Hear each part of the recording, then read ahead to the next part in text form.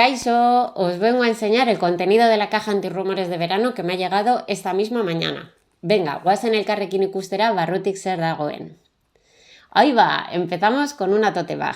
Sí, que ya tienes varias. Bueno, pero lo que está claro es que esta es especial. Inor ez da ilegala mezuarekin. Denok gogora dezagun. Eta gainera poltsa hau erosten enbolomo edol elkarteari laguntza ematen diogu. Ea bat, ta zer gehiago dago hemendik. Buah, una sudadera de Top Manta Barcelona. Me encanta el diseño. Ta gainera badakigu, udan ere gauetan iparraldetik freskatzen duela. Ah, mira, y el documento sobre la iniciativa legislativa popular de regularización ya. Esto lo tengo que llevar a esos encuentros familiares y con la cuadrilla, para que no se olviden de firmarla y compartirla.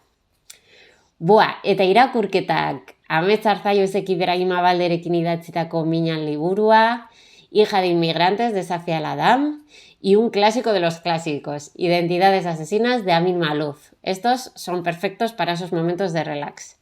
Además me han recomendado los tres, así que con ganas ya de empezarlos.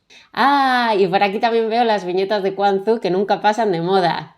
Además, está bien revisarlas para recordar cómo puede abordar las conversaciones antirrumores, que en verano también pueden surgir en cualquier chiringuito. Eta hemendik, zaseko buletina. Honek gogorarazten dit ez gaudela bakarrik. Euskaditik herri eta elkarte asko zurrumurruen aurkako sare honen parte garela.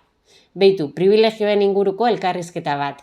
Hau, ondo datorkit gaiari bueltak ematen jarraitzeko eta gero lagunekin komentatzeko. Ea hausnarketa honekin nola berrikusten dugun geure burua.